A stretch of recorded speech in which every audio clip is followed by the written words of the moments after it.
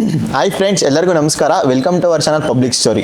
ಇವತ್ತು ನಾವು ನಂಬಿಕೆ ಮತ್ತು ಮೂಢನಂಬಿಕೆಗಳ ಇರುವ ವ್ಯತ್ಯಾಸದ ಬಗ್ಗೆ ಚರ್ಚೆ ಮಾಡೋಣ. ನಮ್ಮ ಜೊತೆ ಚರ್ಚೆ ಮಾಡೋಕೆ ಅಂತ ಇದ್ದಾರೆ ಸಂಖ್ಯಾಶಾಸ್ತ್ರ ಮತ್ತು ಜ್ಯೋತಿಷ್ಯ ಶಾಸ್ತ್ರದಲ್ಲಿ ನಿಪುಣರಾಗಿರುವ ನಿತಿನ್ ಅವರು. Welcome to show sir. ನಮಸ್ಕಾರ. ನಮಸ್ಕಾರ. ಎಲ್ಲರೂ ಸಮಸ್ತ ಪಬ್ಲಿಕ್ ಸ್ಟೋರಿ ಮತ್ತು ಯೂಟ್ಯೂಬ್ ಚಾನಲ್ ವೀಕ್ಷಕರಿಗೆ ಧನ್ಯವಾದಗಳು. ನಮಸ್ತೆಸ್ಸು ಮಹಾಮಾಯೆ ಶ್ರೀಪೀಠೆ ಸುರಪೂಜಿತೆ ಶಂಖಚಕ್ರ ಗಜ ಹತ್ಸೆ ಮಹಾಲಕ್ಷ್ಮಿ ನಮೋಸ್ತುತೆ. ನಮ್ಗಳು ಇವಾಗ ಅಸ್ಟ್ರಾಲಜಿ ಮತ್ತು ನ್ಯೂಮರಾಲಜಿ ಇದೆ ಅಲ್ವಾ, ಅದು ಎರಡಕ್ಕೂ ಇರೋ ವ್ಯತ್ಯಾಸವನ್ನು ನಮ್ಮ ವೀಕ್ಷಕರಿಗೆ ಹೇಳಿ. ಅಸ್ಟ್ರಾಲಜಿ ಅಂತಂದರೆ ಹುಡ್ತಾಗಿಂದ ಸಾಯೋವರೆಗಿನ ಜನ್ಮದ ಜಾತಕ, ಅದನ್ನು ಆಸ್ಟ್ರಾಲಜಿ ಅಂತ ಕರೀತಾರೆ.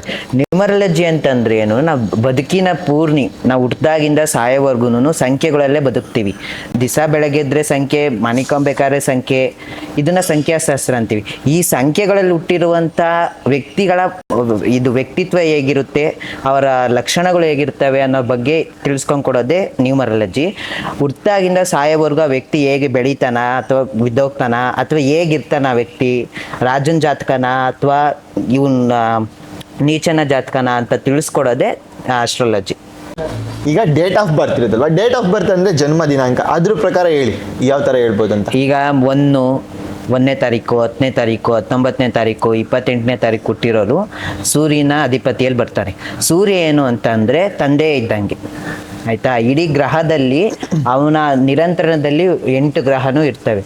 ಸೂರ್ಯ ಅಂತಿದ್ದಂಗೆ ಅವನು ರಾಜನ ಥರ, ಮತ್ತು ಆ್ಯಟಿಟ್ಯೂಡ್ ಮನುಷ್ಯ, ಮತ್ತು ಕೋಪಿಷ್ಟ, ತಂದೆ ಕೆಲಸ ಆಗಬೇಕು ಅನ್ನೋ ಮೆರಿತಾರೆ.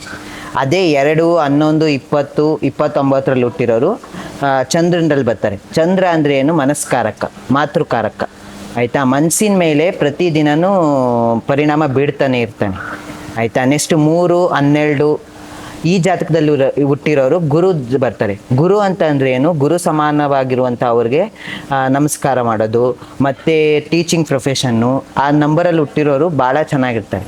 ಈ 4, 13 ಇದರಲ್ಲಿ ಹುಟ್ಟಿರೋರು ರಾಹು ಬರ್ತಾರೆ. ರಾಹು ಅಂತಂದರೆ ಏನು, ದುಶ್ಚಟಗಳಿಗೆ ದಾಸರಾಗ್ತಾರೆ. ಅಂದರೆ ಧೂಮಪಾನ ಇರ್ಬೋದು, ಮದ್ಯಪಾನ ಇರ್ಬೋದು, ಅಥವಾ ಬೇರೆ ಬೇರೆ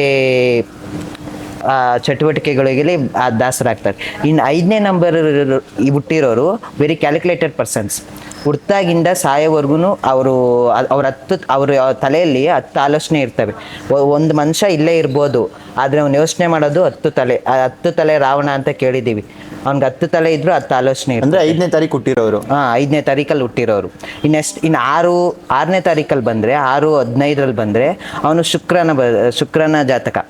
ಶುಕ್ರ ಹೇಗೆ ಅಂತಂದರೆ ಕಲೆ, ಸಾಹಿತ್ಯ, ಸಂಗೀತ ಮತ್ತು ಸೌಂದರ್ಯ ಅಧಿಪತಿ ಶುಕ್ರ ಬರ್ತಾನೆ. ಇನ್ನು 7ನೇ ತಾರೀಕಲ್ಲಿ ಹುಟ್ಟಿರೋರು ಕೇತು ಬರ್ತಾನೆ. ಕೇತು ಅವನ ಒಂದು ವಿಶಿಷ್ಟ ಗುಣ ಏನಂದರೆ, ಅವನು ಬಂದಾಗ ಕೆಟ್ಟೋದ್ರೂ ಮುಂದೆ ಚೆನ್ನಾಗಾಗ್ತಾರೆ.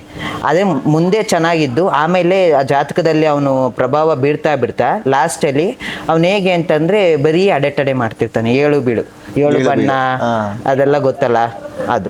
ನೆಕ್ಸ್ಟ್ 8ನೇ ನಂಬರಲ್ಲಿ ನಮ್ಮ ನರೇಂದ್ರ ಮೋದಿ ಅವರು ಹುಟ್ಟಿದ್ದಾರೆ. ಅವ್ರು ಅದಕ್ಕೋಸ್ಕರನೇ 25 ವರ್ಷದಿಂದ ರಾಜಕಾರಣದಲ್ಲಿ ಹಾಗೇ ಸಕ್ರಿಯವಾಗಿದ್ದಾರೆ, ಆಯಿತಾ. 8ನೇ ನಂಬರಲ್ಲಿ ಹುಟ್ಟಿರೋರು ಇಡೀ ದೇಶನ ಆಳ್ತಾರೆ, ಪ್ರಪಂಚನ ಆಳ್ತಾರೆ.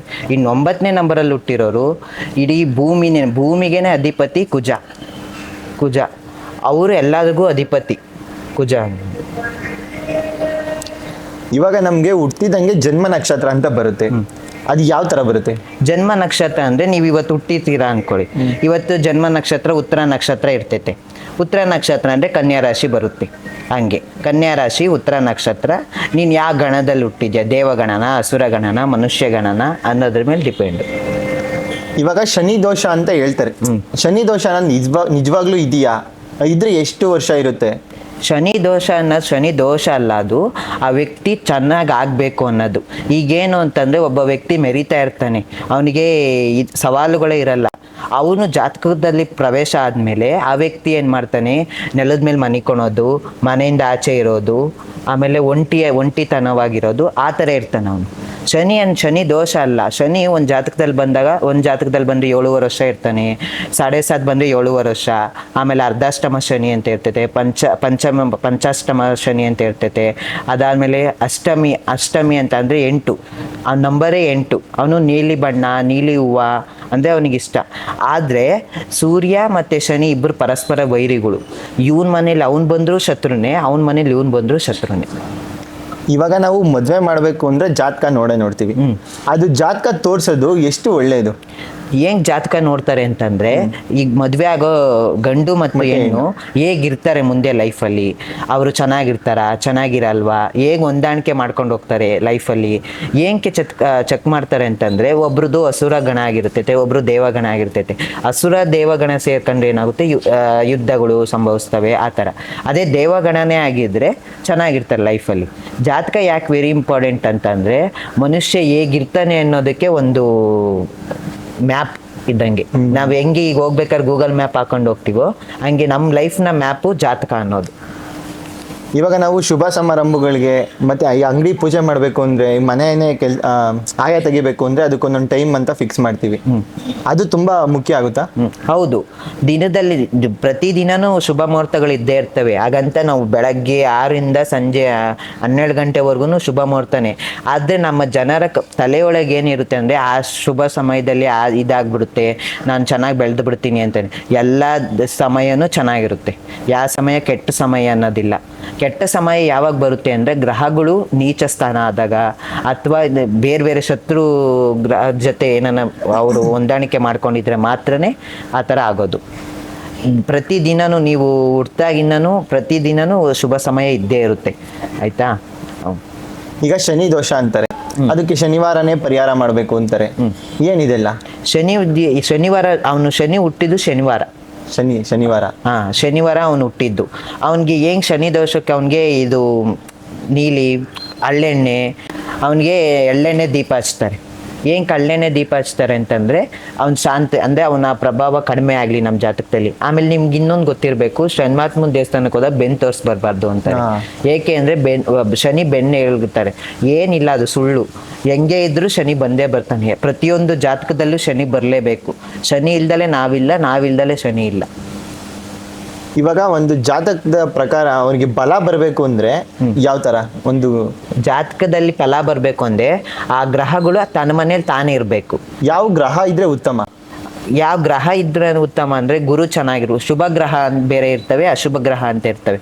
ಶುಭ ಗ್ರಹ ಯಾವಪ್ಪ ಅಂದ್ರೆ ಶುಕ್ರ, ಗುರು, ಇವು ಎಲ್ಲ ಶುಭ ಗ್ರಹಗಳು. ಅಶುಭ ಗ್ರಹಗಳು ಯಾವಪ್ಪ ಅಂದ್ರೆ ರವಿ, ಕುಜ ಅವರು. ಇನ್ನು ಛಾಯಾಗ್ರಹಗಳು ಇರ್ತವೆ, ರಾಹು, ಕೇತು, ಅವರು ಛಾಯಾಗ್ರಹಗಳು. ಅಂದರೆ ಇವರೆಲ್ಲ ಒಂದೇ ಸರೌಂಡಿಂಗ್ಸಲ್ಲಿ ಸುತ್ತುತ್ತಾ ಇದ್ರೆ ಅವರು ಉಲ್ಟಾ ತಿರುಗ್ತಾರೆ, ಅಪ್ರದಕ್ಷಿಣವಾಗಿ ರಾಹು ಕೇತು ಓಡಾಡ್ತಿರ್ತಾರೆ. ಅವರು ಯಾವಾಗ ಈ ಜಾತಕದಲ್ಲಿ ರಾಹು ದೆಸೆ, ಕೇತು ದೆಸೆ ನಡೀತಿದ್ರೆ, ಆ ವ್ಯಕ್ತಿ ಹೇಗಿರ್ತಾನೆ ಅನ್ನೋದೇ ಭ್ರಮೆಯೊಳಗೆ ಬದುಕ್ಬಿಡ್ತಾನೆ. ಅವನು ಬೆಳಗ್ಗೆ ಎದ್ದಾಗಿಂದ ರಾತ್ರಿ ಮನಿಕಣವರೆಗೂ ಭ್ರಮೆಯಲ್ಲೇ ಇರ್ತಾನೆ ಅವನು.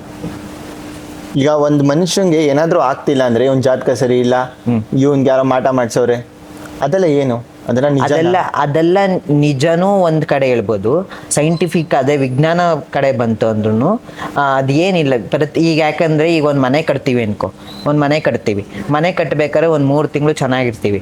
ಅದೇ 3 ತಿಂಗಳಾದ್ಮೇಲೆ ಯಾರೋ ಸತ್ತೋದ್ರು ಅಂತ ಅನ್ಕೊಳ್ಳಿ. ಅದೇನು ಮನೆ ಕಟ್ಟಾಗಿಂದ ಸತ್ತೋಗ್ಲಿಲ್ಲ, ಅವರು ಆಯುಸ್ಸಾಗಿತ್ತು, ಅದಕ್ಕೆ ಅವ್ರು ಸತ್ತೋದ್ರು. ಅದನ್ನೇನಂತಾರೆ, ಮನೆ ಕಟ್ಬಿಟ್ರು ಅವ್ರು ಸತ್ತೋದ್ರು ಅಂತಾರೆ. ಅದು ಸುಳ್ಳು. ಮೂಢನಂಬಿಕೆಗಳು ಎಷ್ಟು ನಂಬಬೇಕೋ ಅಷ್ಟೇ ನಂಬಬೇಕು. ಮೂಢನಂಬಿಕೆಗಳಿಲ್ಲ, ಓನ್ಲಿ ನಂಬಿಕೆಗಳು ಮಾತ್ರನೇ ಇರೋದು. ಆಮೇಲೆ ನೀವು ಇನ್ನೊಂದು ಕೇಳಿದ್ರಿ, ಗ್ರಹಗಳು ಹೇಗೆ ಮನುಷ್ಯನ ಇದು ಮಾಡ್ತವೆ ಅಂದ್ರೆ, ಗ್ರಹಗಳು ಇಂದಲೇನೆ ನಮ್ಮ ಜೀವನ ನಡೆಯೋದು. ಗ್ರಹ ಶುಭ ಸ್ಥಾನದಲ್ಲಿ ಇದ್ದಾನೆ ಅಂತಂದ್ರೆ ನೀವು ಚೆನ್ನಾಗಿರ್ತೀರ. ಅದೇ ಅಶುಭ ಸ್ಥಾನದಲ್ಲಿ ಇದ್ದಾನೆ ಅಂತಂದ್ರೆ, ನಿಮ್ಮ ಜಾತಕದಲ್ಲಿ ನೀವು ಮಾಡೋ ಯಾವುದೇ ಪ್ರತಿಯೊಂದು ಕೆಲಸನಾದ್ರೂ ಅರ್ಧ ನಿಂತೋಗೋದು ಅಥವಾ ಆಗದಲ್ಲೇ ಇರುವುದು. ಆಮೇಲೆ ಹಂಗೆ ಗುರುಗಳೇ, ಕೊನೆಯದಾಗ ಒಂದು ಪ್ರಶ್ನೆ. ಈ ರಾಶಿ ನೋಡ್ಬೇಕು ಅಂದ್ರೆ, ನಮ್ದೀಗ ಮನೋಜ್ ಅಂತ ಅಂದ್ರೆ ನಾವು ಸಿಂಹ ರಾಶಿ ನೋಡ್ತೀವಲ್ವ, ಅದು ಯಾವ ತರ? ಅದು ಹೆಸರಿಂದನೇ ಬರುತ್ತಾ ಇಲ್ಲ ಹುಟ್ಟಿದ್ದು ಟೈಮಿಗೆ ಗಳಿಗೆಗೆ ಯಾವ ತರ ಬರುತ್ತೋ? ಈಗ ಮನೋಜ್ ನಿಮ್ದು, ನಾನು ಹೇಳೋ ಪ್ರಕಾರ ನಿಮ್ದು ಸಿಂಹ ರಾಶಿ, ಮಕ ನಕ್ಷತ್ರ. ಅಂತ ಅಂದ್ಕೊಳ್ಳಿ ಎಕ್ಸಾಂಪಲ್.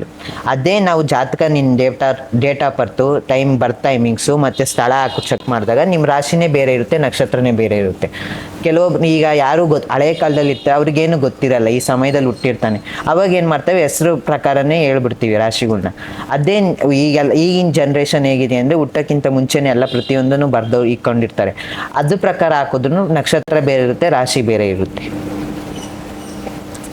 ಗುರುಗಳೇ, ನಮ್ಮ ಕಾರ್ಯಕ್ರಮಕ್ಕೆ ಬಂದು ನಿಮ್ಮ ಅಮೂಲ್ಯವಾದ ಸಮಯ ನೀಡಿ ನಮ್ಮ ವೀಕ್ಷಕರಿಗೆ ಇದ್ರ ಬಗ್ಗೆ ಮಾಹಿತಿ ತಿಳಿಸ್ಕೊಟ್ಟಿದ್ದಕ್ಕೆ ಧನ್ಯವಾದಗಳು. ನಮಸ್ಕಾರ. ನೋಡ್ತಾ ಇರಿ ವೀಕ್ಷಕರು, ಇದೇ ಥರ ಯೂಸ್ಫುಲ್ ಇನ್ಫಾರ್ಮೇಷನ್ಗಾಗಿ ನಮ್ಮ ಚಾನೆಲ್ನ ಸಬ್ಸ್ಕ್ರೈಬ್ ಮಾಡಿ ಮತ್ತು ಬೆಲ್ ಐಕಾನ್ ಕ್ಲಿಕ್ ಮಾಡೋದು ಮಾತ್ರ ಮರಿಬೇಡಿ. ಧನ್ಯವಾದಗಳು, ಮತ್ತೆ ಸಿಗೋಣ. ನಮಸ್ಕಾರ.